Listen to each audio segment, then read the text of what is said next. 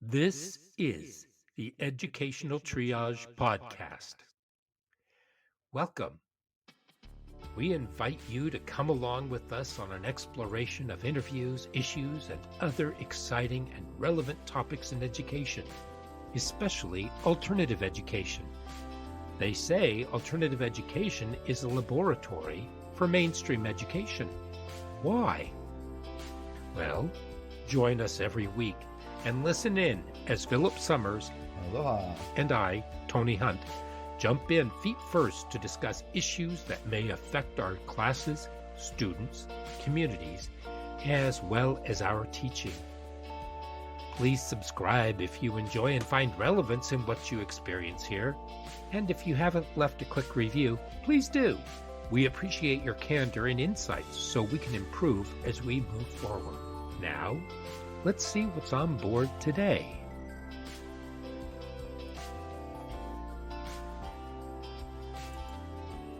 Welcome back to Educational Triage, people. I'm Tony, and I am, of course, joined with the fabulous Philip. Aloha. And if you were with us last week, then you know that we covered quite a bit of material, did we not? We talked about. We began this series on teacher training and alternative education. We talked about understanding alternative education with the pedagogies and the philosophies.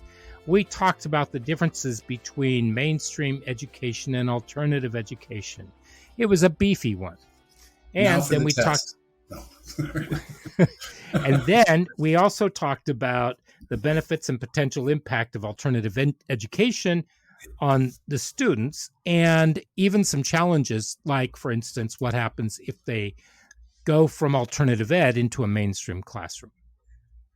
So, because everything tends to be more student-centered, and everything is about the student in alternative ed.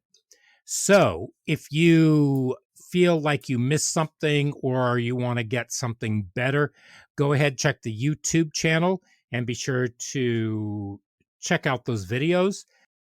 They might be more helpful to you because there are a few little, it's not just us going back and forth talking on these. I'm putting in some visuals for you to see. So you might be able to just stop the video and take some notes if you want to, if that's something that you would like to do. In the meantime, go ahead, hit that subscribe button and share us and like us, and just pay attention, because today we're going to talk about the gaps and challenges in providing comprehensive training for teachers in alternative education. That is one heady topic. And we are kidding about the test. There is no test, but it is a heady topic. Well, this whole thing is, because to be honest, Philip, when I would be taking courses, they really wanted my input on a whole lot because I was the only alternative teacher that was there. And so they really wanted to know the other perspective.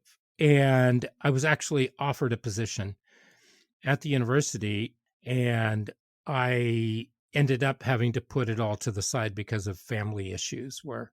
But they were really excited, and so I stayed in touch. And we do talk about alternative education, but they don't have anybody with that kind of perspective. Funny you should mention that, because I was thinking about, in my education, I never came across any specific courses that prepared me to develop curriculum the alternative way. There are none. Yeah, it was mostly focused lesson plans, overall outlines. Generally speaking, what I used to do is, I was proud of this. I would go out in the world and find cool stuff and then bring it back to the classroom, because I'm always learning. And because I taught alternative ed, I could do that. It was wonderful. I could teach, like, mountaineering, for example. I did that big unit on Everest. I brought all kinds of things together in that way. And it was just, it's just so innovative to take the world and bring it into the classroom. And I don't know if a lot of teachers know how to do that. I think there are more than you realize. However, Yeah, I that think you're right. it's not an alternative classroom per se. Exactly. They They can't. have alternative they use alternative methods without realizing it, and they're Mhm. known as very effective teachers. That's true. They call them very effective teachers. Um, And then they there's a lot of passion from an outside interests, like coaching and clubs and things like that. So, but outside of the curriculum, yeah, I think you're right. It doesn't lend itself to that innovative sort of look that we had going. right. You mentioned coaching and clubs only in this. Well, there's a, you have to be very careful because you Mm. are a coach in many ways, but you're not a coach because a Mm, yeah. coach is the expert who's going to drill you and tell you what to do. So you there have the hierarchy of Yeah, yeah. the I was dominant thinking more of. figure. There's also schools that have the coach who's sort of um, the stable English or history type teacher, and then they'll coach like a sport, and it's they mentor as well as coach, and they're very passionate. I know a lot of teachers like this. For instance, softball coaches, two of them, they're married actually, and it's their passion, and they're both mentor teachers. They're kind of like Mhm. institutions in the high school, so it's an extension of their classroom almost if you play for them, because they teach a whole lot more than just softball. But softball is their true passion, and they have total control over that too, which gives them that really an alternative approach. They can do anything they want. Right. I think what you're touching on is the fact that they are able to be inclusive of everybody. It's not Yeah, it and everybody feels as though they've been accepted and it's everybody feels taken care of. it's a I don't small environment, just like alternatives. Yeah, a it team. Yeah, however, it's very different in that it's not student led. The students don't work at their own pace no, necessarily on a team. no, you're right there. It's as close as they'll come Right. working in a regular high school, but they do get that outlet for their passion sometimes. You know? Right. So, okay, so let's go into training for teachers in Yeah, alternative education because for a good number of people, and maybe those of you listening who have thought about going into alternative ed, don't let this deter you because there is no training. yeah. Or I if was. there is, it's extremely limited. There may be some form forms of mentoring, Yeah, but as far as something where you're actually going to learn and be a part of a team in working in alternative education, sometimes you're just thrown to the sharks and you scramble. And at least that's how I learned, but I already had a lot of the techniques. So exactly. it made it easy, but it was still very difficult. I suspect, having gone through the same journey as you, I had to innovate and kind of acclimate and figure out what was going on. But I was good at it. Somehow I was sort of good at the alternative approach without knowing it. Hmm. I think we were also chosen by the administrator who saw in us something that was a success with Alt Ed. Well, In regard to like, there are certain teachers I knew that got hired in Alt Ed were not Alt Ed teachers, and they right. had a very difficult time with it. But I came from alt ed when I applied for that job. Yeah, and I had just So that yeah, I had been working with gang and drug and alcohol affected youth it's in an yeah, alternative yeah, before you and I were in the yeah. same hub, so to speak. You know, Um, that's interesting. You should say that because maybe that's because I had that background with kids too, and I wasn't ever trained Alt Ed, and when I got hired for my job, I was right out of college. But excuse me. I worked with kids that were kind of hardcore. I had a good relationship with kids the whole time I was doing the And that's the mentoring and working with kids and tutoring. Yeah. and if you can do that, then you have 75% of the work done. That's what you were kind of saying, and I was kind of getting from it is you were trained a little bit more in alt ed, just professionally. I was And we mentored. came from that same background of dealing with Right. kids one on one. Yeah, you're right. I think that's the biggest quality. Right. I had a mentorship when I went into an actual alternative ed program. Uh, Um, really? but there it's hard for teachers to access any kind of comprehensive training program because they're just not there. Now, Right. there are rumblings that and people wanting to move forward with something. And so the best way for you to maybe look at or figure something out would be to find out, first of all, whether or not there is a state alternative ed association where you are or one that's nearby. You can also go to the dash, not underscore, dash naea.org, and you can look up the regions and you will find um, a regional rep that will have your state, and you can always reach out to them and ask them what is available and who your contact in your area might be, and they should be able to give you something like that. You can also reach out to the Department of Education in your state, and they should be able to have some sort of a list or something, or be able to give you some indication as to what other people are there so that you can reach out to them and quite possibly form a partnership to do it. And I know that that sounds grueling and I know it sounds really, really awful, but for many of us, that's what's had to, that it's what's needed to happen. And I was fortunate enough for my first Boston Alternative Ed to look at me and push me into being a member of the state organization and putting me onto the board. And I was on there for several years. So that is where you're going to make most of the connections. You're going to be able to find things that you want to find out. You're going to learn more. You're going to be able to explore more. And it gives you far more opportunity. You're not going to find it at the university or at the college level. And most likely not at an education service district, in a Mm-mm. regional, or in a district, Right. because they will say, well, you just need to go in and do the regular professional development with everybody else. And to be honest, you need far more specific training, but we'll get down to professional development. So recognition and accreditation. A lot of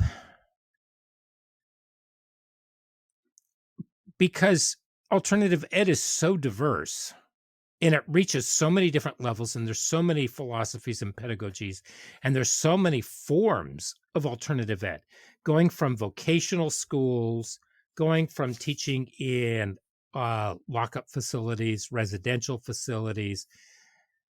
You have the teen parenting program that might be a bigger program than you think. That might be a magnet school. You might have there are just so many different Mm. offerings that are there, and many things that are called alternative ed that maybe don't really fit the bill for what it is that you might find yourself doing. So because of that, they don't know how to go for the accreditation, and they don't look kindly upon alternative ed because they think of it as being something that's willy-nilly and haphazardly put together just to take care of those kids. The bad kids. Oh gosh. I Yes. worked with somebody who had an incredible reputation in the district, being a wonderful teacher, and they could not they couldn't do anything. And so I did all the curriculum development. They came in and they still couldn't figure it out, because they refused to partner with me to help design anything. And then they tried to do it. I was gone. Oh, I think they had taken over summer school. And I came in and they were doing one of the projects that I had designed, and they had no idea what they were doing. And I said, "So, did you go for the standards? Did you look at all of those?" And they were like, "No, what are they?" And I thought, "Holy cow, how do you do any kind of curriculum without knowing what standards you're going after? It's not that difficult, really. It's No. very simple because I Yeah. always boil things down to the bare bones Yeah. and I know exactly what it is that I'm going for." Hmm. So, or I can just pull it off the top of my head and I can BS my way through. Well, And basic.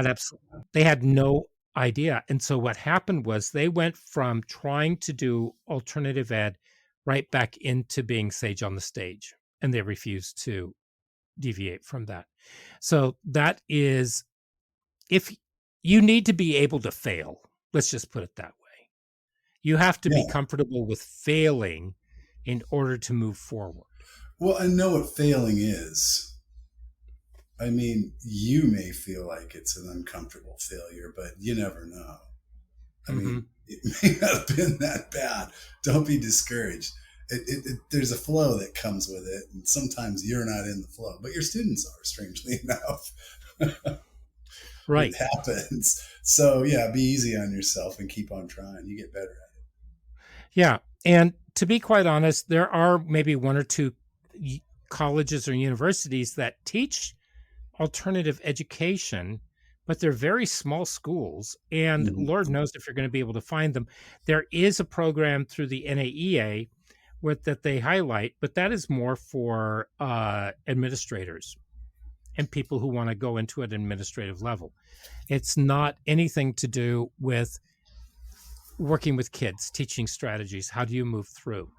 We used to have um, a program in our metro area called the Regional Alternative Schools Consortium, RASC, and I I was fortunate enough to be asked to be on the board for that, and it was many years ago, and it brought people together from all different programs all over the metro area, from Vancouver, Washington, from Gresham, from all over the Portland area and vicinity.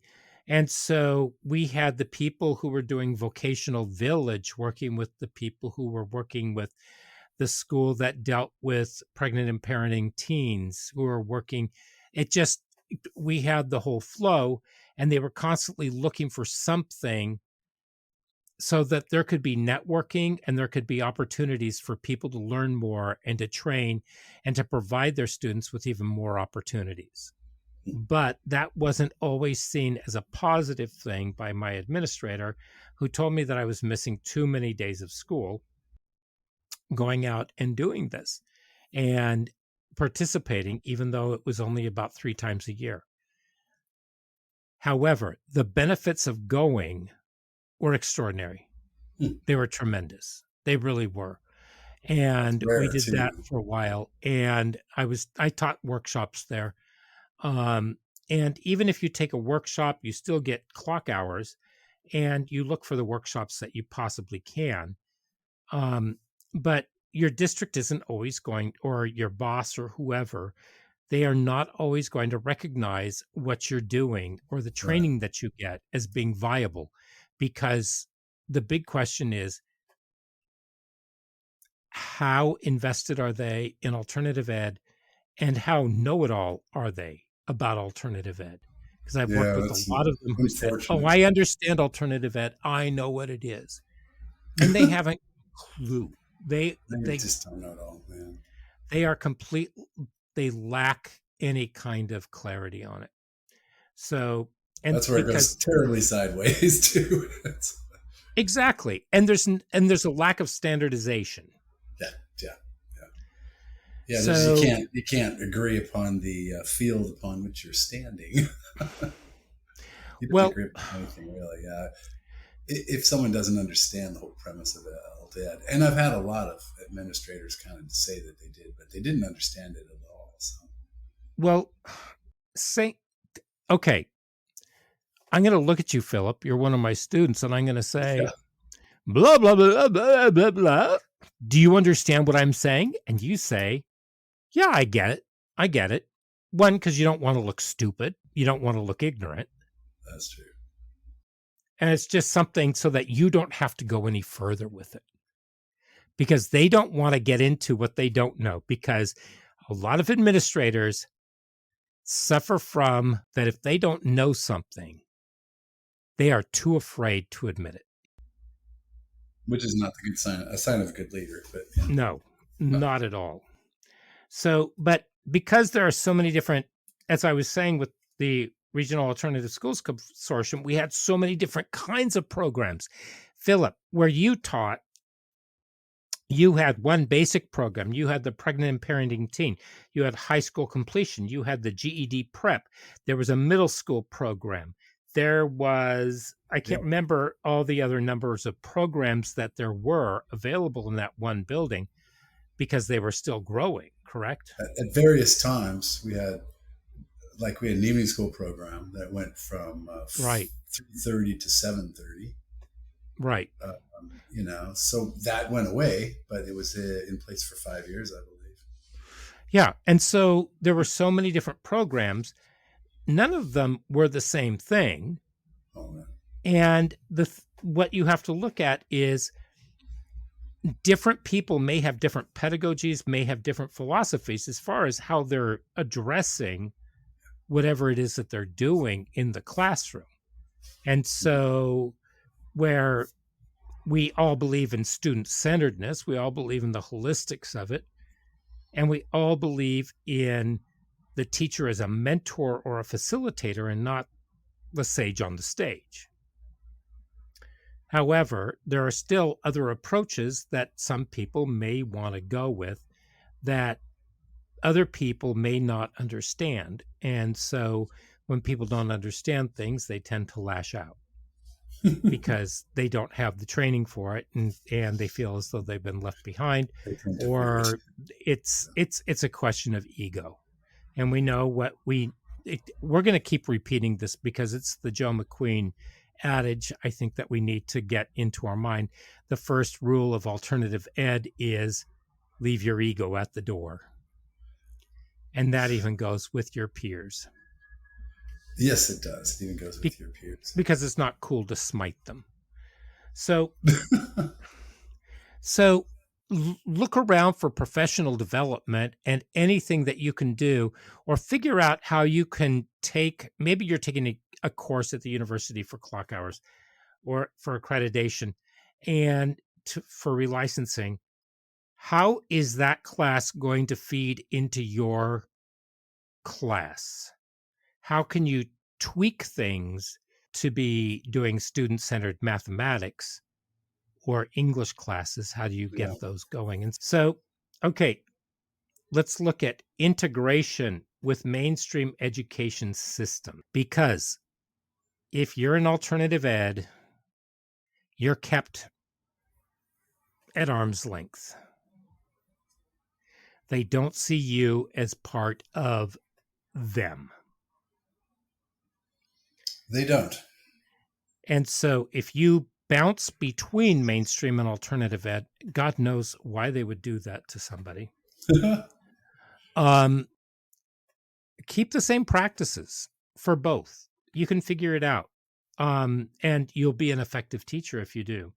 One of the people I was working with and I was training with credit recovery and high school completion was a fantastic teacher. And so he and I worked very closely together and we created sort of a system that he could use. And so I had to explain to him, because he was a young teacher, how to use the standards. What are the standards that are required for each one of these classes? And then not only that, because it's credit recovery for a lot of the kids, So credit recovery, you don't need as much as you do for a full class, unless the kid hadn't shown up. Just never showed up at all. Right. I mean, maybe first 3 So, days, that's it. so the idea is with credit recovery, the kid may already know what they know. So there should be a pretest for them to show what they do know. And then you go through that, and then you give them the little piece that they're missing. But if they can't figure out the other part, then you work with them on that and you try to blast them through quickly. Mm-hmm. The problem is that the district was demanding that there was no editing down of any of the hours for the students. So for one class, they wanted 79 hours for a half a credit, and the student needed to do all 79 hours worth of work and pass it in order to get the half a credit. And they fought me, and I fought them, and I said, look, this is not taught here, this is not taught here, this is, and they said, we don't care. So their idea was, screw the kid. Yeah. They're going to do what we tell them to do. Clearly. So the system's we fixed running it. The kid. So we fixed it because they really don't care. They just want to have their rubber stamp on top of something. Mainstream doesn't understand alternative ed. So keep that in mind. And I think one of the biggest reasons why we even do this podcast is because so many people say, what is alternative ed anyway? So, and True. hopefully throughout the catalog of shows that we've got, we're getting better at explaining that. Or you're picking out the greatest points. Oh, yeah. The point number one, maybe. Relationships. It's always about relationships.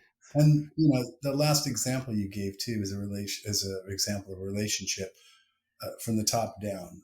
The system says this, student must do that. Not the student needs this, we should supply this. How do we get the student to make it to this point?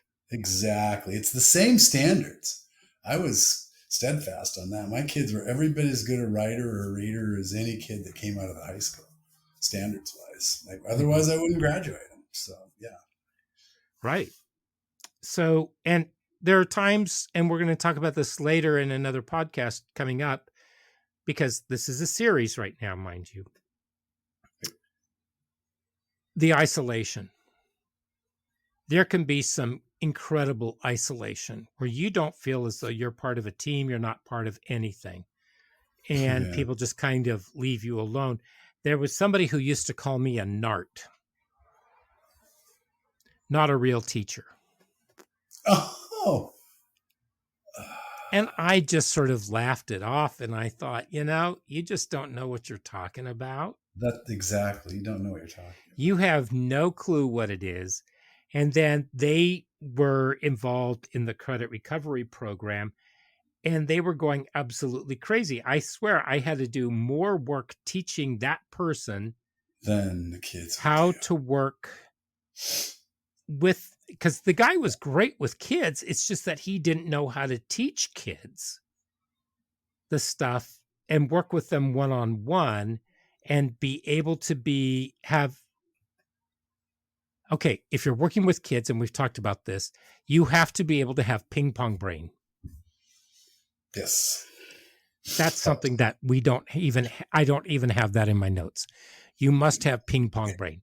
That means one kid is working on, let's say one kid is working on something in English, and you look at them and say, okay, well, and you work with them. You don't give them the answers, but you work with them so that they understand it. Then somebody else says, I'm not understanding this thing about cells. Well, what about cells aren't you understanding? So now you're doing science. And somebody else says, I'm lost on this math problem. And then you look, and all of a sudden you're switched over to math. Now, it can be a little disconcerting at first, but eventually it becomes second nature. You have all this information at the front of your brain. And if you don't know, You simply say, huh, show me what you do understand, and let's get to the part where you are, and possibly that'll trigger something for you so Mhm. that you can help them with the one little piece that they need in order to get to where they're going. A misconception about teachers is that they're a wealth of information and that they know everything. We do. And that may be true once upon a time when, we didn't have like lots of books and computers, but Uh-huh. a good teacher knows how to help someone understand something. I feel like if I can't get to something four different ways, then I can't teach it well. So at Sometimes least I ask the kids just to explain stuff to me because I'll yeah, say, I don't get what's going on, what's happening. right. And they Like try they to talk, explain it. yeah, And sometimes they don't get it. And sometimes I can be explaining yeah. something to a kid and they just can't hear me. And so I No. ask another student, I say, can you speak student to this guy? And they'll turn around, they'll say exactly what I said. And the kid says, oh, is that what he was saying? Yeah. See, And I'm like, there's some sort of assumption that teachers are this wealth of like information, like completely unmistakable. It's like true as true gets information. It's like, no, I just help you understand.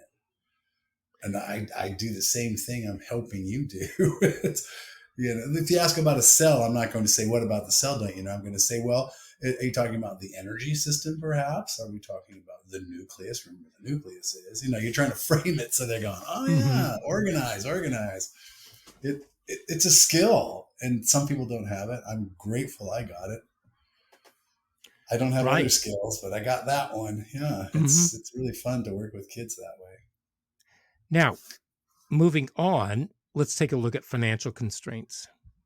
Ah, they're Because expensive. in order to get any kind of training, let's say that you hear about a form of training, you're going to have to travel to get there. You may have overnight costs. You're going to have travel costs. I don't know if it's mileage or if it's a plane flight or a train or um, whether or not you're going to ride your scooter. I don't know.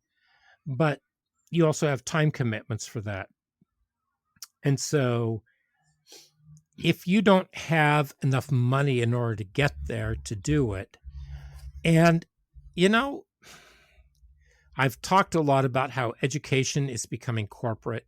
There was a conference that I really wanted to go to this summer, and I thought it sounded great. But then when I saw that just to get in the door, the registration fee was around $875, and I would have to fly clear across the country, and I would have to be paying upwards of $200 a night. And I thought, holy cow, that's a lot of cash. And then they said, or you Or could do it virtually. And I thought, okay, well, virtual, there should be kind of a discount. Well, the discount was no flight, no hotel, and meals. yeah, you still have to pay the same price. You still have to pay the same registration fee in order to get into the virtual. Such a deal. So, but there are some virtual things. I want to say the Q10 conference, if you can look that one up, that one is an awesome, awesome conference. There's a lot to learn. There's RAFSA, the Reaching at Promise Students. What is it? RAPSA, Reaching at Promise Students Association. Yeah, that's another good one. There is the NEAE conference, and it's either going to be in Tampa or else it's going to be in St. Louis. It's a fantastic conference. You won't believe the people that you'll meet, the connections that you can make. It's absolutely mind blowing, and it's just great. But then you There's have the Inacall too. travel, the hotel, and everything else, and the There's a registration. there's a Inacall. It's lowercase I, capital NACOL. The National International. International Association for K through 12 Online Learning. There it is. Online learning. Okay.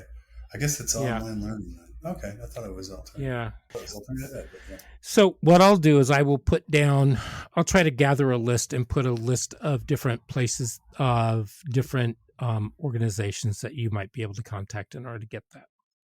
So, and if it's not there when you first look, I will be updating as soon as I can.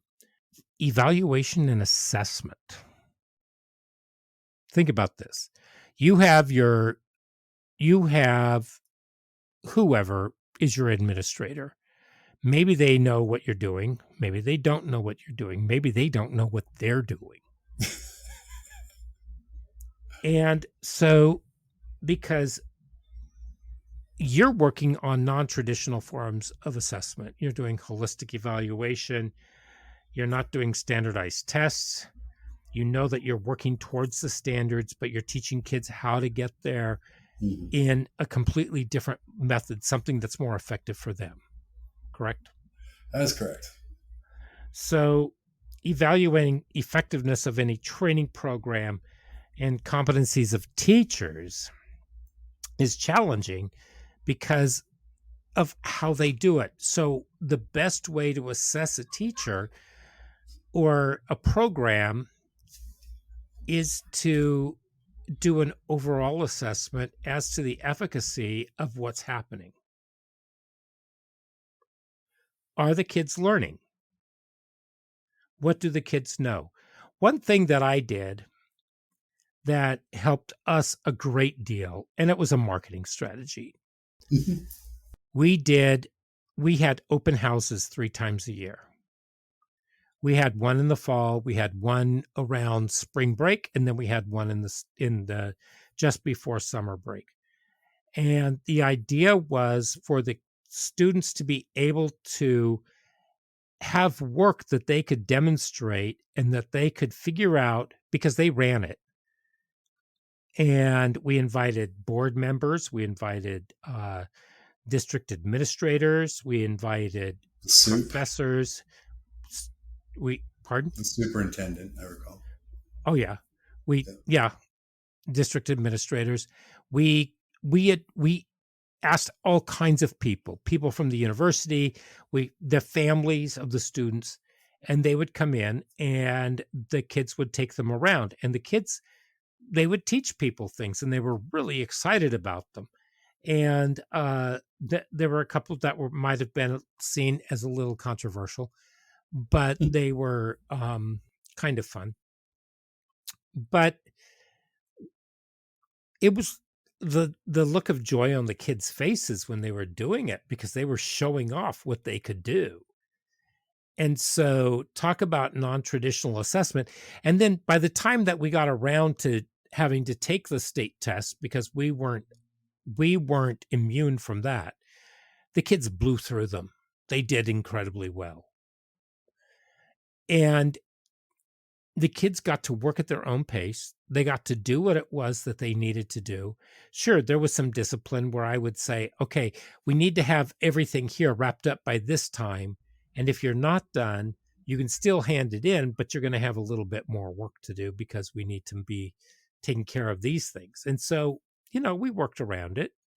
And the little shufflers, sometimes they picked up the pace. Sometimes they just kind of laid back like they were on a beach. But you know, Laid back. you you have your kids and you know them and you kind of work with them and you get them to where they need to be. So, do you have anything else on evaluation and assessment? Nope. Nope. Okay. Okay. Here we come to inclusion and diversity. Now, alternative ed is becoming far more diverse than it used to be, at least where I last worked. My program before that was incredibly diverse. I was working, my last position was in the burbs, and we watched it become primarily white students. And all of a sudden, whites were in the minority, and we had more islanders. We had more brown students. We had Yeah, yeah. more we had more black students coming through the doors. And it was amazing because they taught us so much. And we allowed them to vocalize what it was that they felt that they needed. And we would try to meet those needs as best as we could. We worked with them as well as we could. And even though I can't change my ethnicity, my coworkers couldn't change their ethnicity, they always knew that it was a safe space for them. Right. And so it didn't matter if they were gay, bi, straight, trans, whatever, if they were of color, if they were disabled, they knew that they could succeed. And that's what they were looking for. How do I find success? Because once they have that first little taste of success, Yeah. because that's the lure, and then you have the hook in them, and then you can keep going. That's what I was. But you don't jerk that. You just keep feeding them more success. Yeah, it was a place you could be yourself. I remember that. Yeah. So this sounds like a lot, and it actually is. But if you are transferring from one program to another, there's a lot to take into account. If you're going from an alternative program into a mainstream, it's going to feel like a completely different world. It really is. And vice versa. It's strange. And so you can be a fish out of water. They're two completely different kinds of pond. And I think that's the only way to call them. And one is, how do you survive in this pond, and how do you traverse the ground in order to be able to survive and swim in that pond? Some people thrive in one pond, some people thrive in the other. Yep. So that being said, let's take a look next week at the challenges and the barriers that teachers face when they do transition to alternative education settings. Sounds intriguing. I can't wait. Well, until then, make sure that you subscribe, that you like, give us a review, give us a holler, give us a share, and we will see you again next week. Bye-bye.